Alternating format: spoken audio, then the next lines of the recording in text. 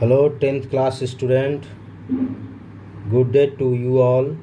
I myself UP Singh in front of you with exercise 4.3 of NCERT book of remaining words problem.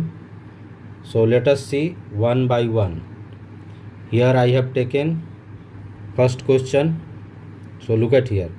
A motor boat whose speed is 18 km in still water takes 1 hour more to go 24 km upstream than to return downstream to the same spot. Find the speed of the stream.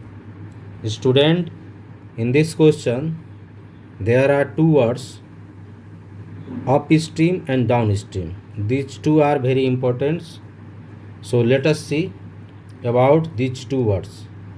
यहाँ मैंने graphic से दिखाया है ये दोनों का अर्थ क्या होगा, जिससे आप क्लियर समझ सकते हैं। मैंने यहाँ एक बोट का सिंबल बनाया है, ये वाटर है।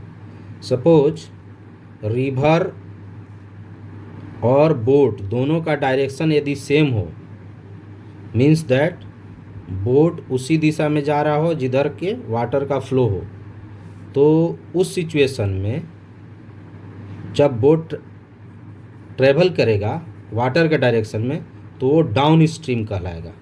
ओके, और इससे क्या होगा कि speed of boat plus speed of water दोनों ऐड हो जाएगा। ठीक है, स्पीड ऑफ बोट और स्पीड ऑफ वाटर दोनों ऐड होगा। लेकिन स्टूडेंट, सेकेंड फिगर में आप देख रहे हो कि मैंने बोट का डायरेक्शन इधर रखा है, means opposite of the direction of water, क्योंकि वाटर का डायरेक्शन इधर है, वाटर इधर फ्लो कर रहा है और बोट इधर जा रहा है। तो जब इस तरह के सिचुएशन होता है तो उस समय वह जो बोट का ट्रेवलिंग डायरेक्शन जो अपोजिट ऑफ द वाटर होगा तो उसे हम अप स्ट्रीम कहेंगे। ओके, तो ये है downstream and upstream. तो अप स्ट्रीम में क्या होगा कि स्पीड ऑफ बोट में से स्पीड ऑफ वाटर को सबट्रैक्ट करेंगे। ठीक है, अंडरस्टूड। दोनों में क्या अंतर है, what is downstream and what is upstream. Okay, let us see how can you do this. Let the speed of stream is equal to x km/h. Speed of boat is already given 18 km. This is given. According to downstream and upstream, what will be in next step? Look at here.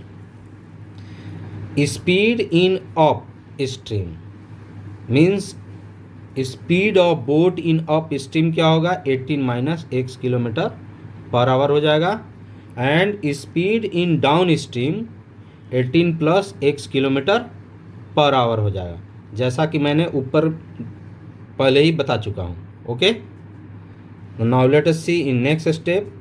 Time taken in upstream, distance by speed formula use करेंगे। Here the distance is 24 km and in upstream the speed of boat is 18 - x। यहाँ है 18 - x in upstream. So put here, and in next step it will be time taken by boat in downstream. Same formula यहाँ use होगा, distance by speed is equal to 24/18 + x. Okay, now according to question, जब boat up stream में जाता है तो 1 our ज़्यादा time ले रहा है अप स्ट्रीम में। ठीक है, मीन्स इस सिचुएशन में 1 आवर ज़्यादा लग रहा है। इसका मतलब हुआ कि अगर यह 11 आवर ले रहा है तो ये 10 ही आवर ले रहा है। तो इसमें जब हम 1 ऐड कर देंगे तो इसके टाइम के इक्वल हो जाएगा। तो अब यहाँ आते हैं, देखिए T1 is equal to T2 + 1। ठीक है, अब यहाँ वैल्यू पुट करते हैं। T1 है 24/18 - x is equal to T2 है 24/18 + x + 1 इसको इधर ट्रांसपोज कीजिएगा तो क्या होगा 24/18 minus x minus 24/18 plus x is equal to 1। Understood. once again take here LCM common 24, then it will be 1/18 minus x minus 1/18 plus x is equal to 1. Okay, again here LCM will be 18 minus x into 18 plus x, then 18 minus x और 18 minus x divide होगा तो ये ऊपर में जाकर multiply हो जाएगा 1 में, तो क्या होगा 18 plus x minus 18 plus x 18 plus x divide होगा तो ये 18 माइनस 1 में मल्टीप्लाई होगा तो क्या होगा 18 प्लस एक्स हो जाएगा, क्योंकि यहाँ माइनस है और पहले माइनस है तो माइनस माइनस प्लस, तो 18 प्लस माइनस कैंसिल हो जाएगा। In next step it will be 2x by 18 square minus x square, because we know that here is on the formula of a minus b into a plus b, so I have written here a square minus b square, so 18 square minus x square is equal to 1/24. In next step it will be 2x by 324 minus x square is equal to 1/24, 18 square 324 होगा। after cross multiplication it will be 48x 24 into 2 48x is equal to 324 minus x square. इसको अब इधर transpose कर दीजिए तो this will be x square plus 48x minus 324 equal to 0। इसका middle term split करते हैं, ठीक है, तो 54x minus 6x minus 324 equal to 0। ये दोनों में कॉमन क्या है तो x कॉमन है, तो x प्लस 54 माइनस यहाँ कॉमन क्या होगा 6 हो जाएगा, तो x plus 54 equal to 0।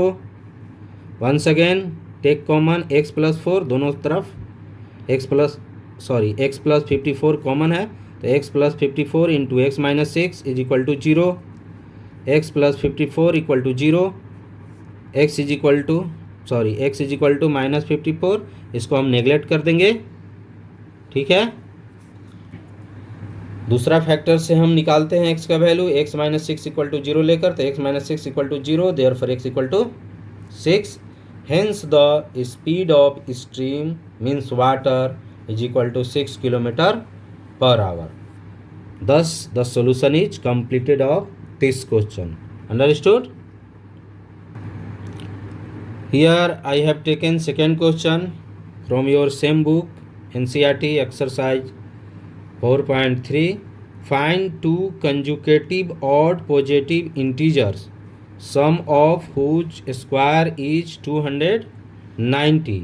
consecutive odd positive integer के बारे में हम पिछले वीडियो में बता चुके हैं।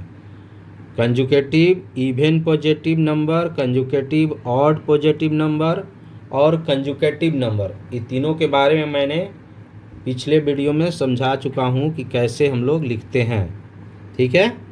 तो here let the first consecutive odd positive integer is equal to x and the second consecutive odd positive integer क्या होगा x प्लस 2, ऑड में और इवन में 2 ऐड करते जाते हैं, ठीक है। अकॉर्डिंग टू क्वेश्चन क्या कर रहा है, two consecutive odd positive integer sum of whose square is 290, यानी जो आपने माना है उसके स्क्वायर का सम कितना है 290 है, स्क्वायर का सम कितना है 290 है।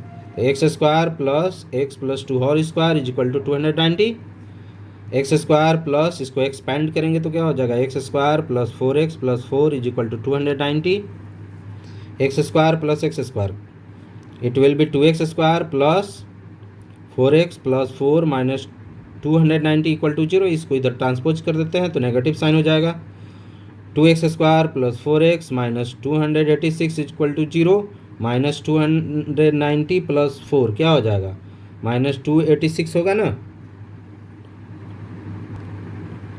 2 कॉमन लेने के बाद हमारा फाइनल जो इक्वेशन आ रहा है वो x square plus 2x minus 143 equal to 0।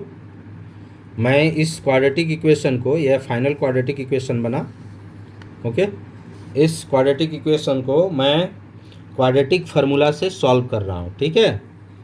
तो यहाँ पर क्या लिखेंगे, एक्स स्क्वायर का कोफिशिएंट ए हो जाता है तो ए इज इक्वल टू 1 होगा, एक्स का कोफिशिएंट बी होता है तो बी इज इक्वल टू कितना 2, और सी जो है कांस्टेंट टर्म होता है तो सी इज इक्वल टू -143। सबसे पहले हम लोग डी निकालते हैं, D is the discriminant, you know already. तो D is equal to B square minus 4ac is equal to here place put the value of 2 in place of B, तो 2a square minus 4a minus 143, तो 2a square it will B 4, और इसको multiply करने पर minus into minus क्या हो जाएगा plus 572, add करेंगे तो क्या हो जाएगा 576। Here D greater than 0, so roots are possible, means alpha beta are possible. Okay, so alpha निकालते हैं। यहाँ अल्फ़ा का फॉर्मूला मैं जानता हूँ, -b प्लस √d/2a। यहाँ b का वैल्यू पुट करेंगे -2 प्लस d का value 576, 2 into 1, here a is 1। Okay, this will B -2 plus 24/2, because 576 का जो स्क्वायर रूट होगा 24 हो जाएगा। तो after calculation 24 - 2 it will be 22/2 is equal to 11। अगर आप बीटा निकालेंगे तो यहाँ पर क्या हो रहा है देख लीजिए, बीटा निकालने पर क्या आ रहा है नेगेटिव आ रहा है, ठीक है। तो इसको मैं निग्लिजिबल कर दिया हूँ। तो अब यहाँ पर x का वैल्यू हमें क्या रखना होगा 11 रखना होगा। तो therefore first consecutive odd number क्या आ गया 11 आ गया, और सेकेंड कंजुकेटिव नंबर क्या है, मैंने माना था x + 2, x का वैल्यू कितना आया है 11 आया है, तो 11 + 2 इक्वल टू हाउ मच 13। तो इस तरह से 11 और 13 हमारा ऑड नंबर मिल गया आंसर में। ओके, तो इस टाइप का क्वेश्चन को इस तरह भी हम लोग सॉल्व कर सकते हैं। नेक्स्ट क्वेश्चन मैंने लिया है वो है sum of the areas of 2 square is 468 metre square if the difference of their perimeters is 24 metre, find the sides of the 2 square. Okay, so look at how can you solve it. First of all पहले मैंने 2 square बनाया है, graphics में देखिए, पहला एक square लिया, दूसरा एक स्क्वायर लिया है। पहला स्क्वायर का मैंने एरिया के लिए A1 डिनोट कर दिया है और पेरीमीटर के लिए P1, दूसरा स्क्वायर के लिए A2 डिनोट किया है एरिया और पेरीमीटर P2। अब इस क्वेश्चन में क्या कर रहा है कि sum of the areas of 2 square is 468, तो क्या होगा ये दोनों का एरिया का सम क्या आ रहा है 468। तो अब मैं क्या कर रहा हूँ, let the side of first square is x metre and the side of second square is y metre. तो अकॉर्डिंग टू क्वेश्चन क्या हो जाएगा A1 + A2 is equal to 468 metre square, और इसके पेरीमीटर का डिफरेंस कितना दिया है तो P1 - P2 equal to 24 metre, ठीक है। अब इसके आगे देखिए कैसे हम लोग इसको सॉल्व करते हैं। Let side of first square is equal to x metre and side of second square is equal to y metre. Any doubt? Now according to question, जैसा कि मैंने ऊपर में डिनोट किया था A1 + A2 is equal to 468 metre square. अब area के लिए x मैंने साइड माना है तो x स्क्वायर हो जाएगा, क्योंकि एरिया ऑफ स्क्वायर हो जाता है साइड स्क्वायर, यहाँ साइड x है तो x square plus other square का साइड क्या है y है, तो y square is equal to 468। Let this is the first. Again in next step, here the difference of perimeter, we know that perimeter of square is 4 into side, तो पहला square का 4x हो जाएगा क्योंकि side x है, minus दूसरा square का 4y perimeter हो जाएगा इज इक्वल टू 24। दोनों का डिफरेंस दिया हुआ है 24, 4 कॉमन लिया तो क्या हो जाएगा x - y इक्वल टू 24, 4 6 या 24, x - y equal to 6, therefore x is equal to 6 + y हो जाएगा, ठीक है। अब हम क्या करेंगे, फ्रॉम फर्स्ट जो मेरा फर्स्ट था वो क्या था, x square plus y square equal to 468। अब एक्स के पोजीशन पर 6 प्लस वाई का होल स्क्वायर पुट कर दे रहे हैं। यहाँ देखिए एक्स कितना है, 6 प्लस वाई है, तो इसका वैल्यू एक्स के पोजीशन पर पुट करेंगे तो 6 plus y whole square plus y square equal to 468। इसको एक्सपेंड करने पर क्या आ जाएगा, 36 plus 12y plus y square is equal to 468। 2y square plus y square 2y square plus 12y plus 36 minus 468 equal to 0। Again it will be 2y square plus 12y minus 432 equal to 0, and at last it will be final quadratic equation y square plus 6y minus 216 equal to 0, क्योंकि 2 common लेंगे या 2 से दोनों तरफ divide कर देंगे तो क्या आ जाएगा, y square plus 6y minus 216 equal to 0। Understood. Next step, middle term को स्प्लिट कीजिए बाय फैक्टराइजेशन रूल, इसको सॉल्व करेंगे तो यहाँ क्या होगा, 18y minus 12y minus 216 equal to 0। ठीक है, y जब कॉमन लेंगे तो क्या होगा, y plus 18 minus 12 into y plus 18 equal to 0। Again common y plus 18 into y minus 12 equal to 0। Here y plus 18 equal to 0, so y minus therefore y is equal to minus 18, so this is the negligible, इसको neglect करेंगे। फिर y minus 12 equal to 0, so y equal to 12। So from first x is equal to 6 plus Y था मेरा, तो y का value यहाँ put करेंगे, 6 plus 12 equal to 18। So sides are 18 metre and 12 metre. This is the final answer of your question. Understood. Next question here from NCERT book, an express train takes 1 hour less than a passenger train to travel 132 km between Mysore and Bangalore, okay, without taking into consideration of the time they stop at intermediate stations. If the average speed of the express train is 11 km more than that of the passenger train, find the average speed of the two train. Okay, this is the question number 10 of exercise 4.3. okay, let us see how can you solve it. Here given that two train, first one passenger train and second express train. Express train का जो speed है वो express train का जो speed है, यहाँ express train का symbol मैंने बनाया है और ये पैसेंजर ट्रेन है, तो एक्सप्रेस ट्रेन का जो स्पीड है पैसेंजर से 11 किलोमीटर ज़्यादा है, इसीलिए मैंने यहाँ प्लस 11 किया है। तो एक्सप्रेस ट्रेन को पैसेंजर से कंपेयर करा रहा है।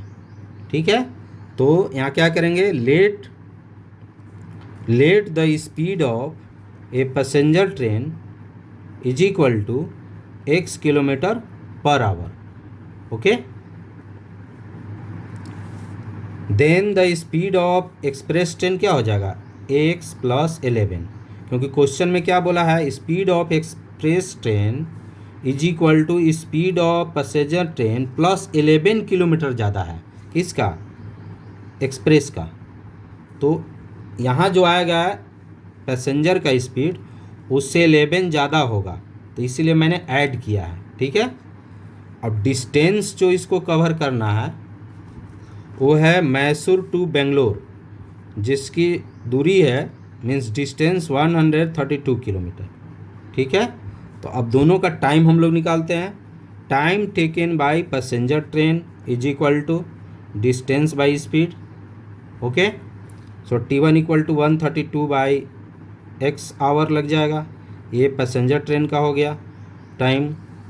और time taken by express train is equal to distance by speed, इसमें भी डिस्टेंस 132 ही है, डिवाइडेड बाई x प्लस 11। देखिए इसका जो स्पीड है एक्सप्रेस का 11 किलोमीटर ज़्यादा है, तो स्पीड अगर ज़्यादा होगा तो नेचुरली टाइम जो है से कम लगेगा, इसीलिए पैसेंजर ट्रेन जो है 1 आवर ज़्यादा ले रहा है। According to your question 1 hour less than passenger train to travel 130 means that कि एक्सप्रेस ट्रेन जो है 1 आवर कम टाइम ले रहा है। अगर मान लीजिए कि ये 10 घंटा में पहुंच रहा है तो ये 9 घंटा में पहुंच रहा है, तो इसमें अगर 1 आवर ऐड कर दें, 1 घंटा कम समय ले रहा है तो 1 आवर इसमें ऐड कर दें तो पहले के टाइम के इक्वल हो जाएगा, मीन्स पैसेंजर ट्रेन के टाइम के इक्वल हो जाएगा, क्योंकि 1 घंटा ये कम समय ले रहा है। तो मैं फिर से बताना चाहूँगा कि अगर ये 10 घंटा में पहुँच रहा है तो सपोज ये 9 घंटा में पहुँच रहा है, क्योंकि क्वेश्चन में बोला है कि 1 घंटा कम समय ले रहा है एक्सप्रेस ट्रेन। तो इसमें जब 1 ऐड कर देंगे तो इसके टाइम के इक्वल हो जाएगा, या इसमें 1 सब्ट्रैक्ट करना होगा तब इसके टाइम के इक्वल होगा। दोनों सिचुएशन में बना सकते हैं। अब आइए देखते हैं आगे। According to question T1 equal to T2 plus 1, इसमें मैं 1 ऐड कर रहा हूँ क्योंकि 1 घंटा कम समय ले रहा है, तो जब 1 ऐड करेंगे तो पहले वाला के टाइम के इक्वल हो जाएगा। ओके, तो T1 is 132/x is equal to 132/x plus 11 plus 1 हो जाएगा। फिर इसको इधर ट्रांसपोज करेंगे तो क्या होगा 132/x minus 132/x plus 11 is equal to 1। फिर 132 को मैं यहाँ कॉमन ले रहा हूँ तो क्या होगा 1/x minus 1/x plus 11 equal to 1। Again here LCM will be x into x plus 11, यह x कैंसिल हो जाएगा तो क्या आएगा इधर 1/132 हो जाएगा। जब इधर ट्रांसपोज होगा ये तो नीचे आ जाएगा डिवाइड में 11/x² plus 11x is equal to 1/132। इसको मल्टीप्लाई करेंगे तो कितना आएगा x² प्लस 11x। ओके, फिर after cross multiplication it will be x² plus 11x is equal to 11 into 132। इसको क्रॉस मल्टीप्लाई करने पर x² plus 11x is equal to 1452। इसको इधर ट्रांसपोज कीजिएगा तो क्या हो जाएगा x² plus 11x minus 1452 equal to 0। This is the final quadratic equation. इसको भी मैं फैक्टराइजेशन मेथड से सॉल्व कर रहा हूँ। तो ये यहाँ पर क्या करूँगा, मैं इस मिडिल टर्म को 2 पार्ट में ब्रेक करूँगा। यहाँ पर मैंने किया है x² plus 44x minus 33x। 44x minus 33x को जब आप सब्ट्रैक्ट करेंगे तो 11x आ जाएगा, और ये दोनों को मल्टीप्लाई करने पर 1452 आ जाएगा। ओके, अगेन इन दोनों में कॉमन क्या है तो x है, तो x कॉमन लेने पर क्या हो जाएगा x प्लस 44 माइनस यहाँ 33 मैंने कॉमन लिया है तो क्या होगा x plus 44 equal to 0। Again x plus 44 common ले रहा हूँ तो x माइनस 33 इक्वल टू 0। ये 2 फैक्टर आया, दोनों फैक्टर को हम इक्वेट करेंगे 0 से। x माइनस 33 आया और दूसरा आया x plus 44 equal to 0। x minus 33 equal to 0 तो x इक्वल टू 33 हो जाएगा, और ये नेगेटिव आएगा यहाँ x प्लस 44 इक्वल टू 0, तो x इक्वल टू कितना हो जाएगा माइनस 44 नेगेटिव, तो इसको नेगलेक्ट कर देते हैं। ठीक है, तो hence speed of passenger train क्या हो जाएगा 33 kilometre per hour. Okay, and speed of express train क्या हो जाएगा x प्लस 11 है, 11 किलोमीटर ज़्यादा है तो 33 यहाँ ऐड करेंगे 11 में तो कितना हो जाएगा 44 kilometre per our. So speed of express train 44 kilometre per our. Thank you, have a nice day.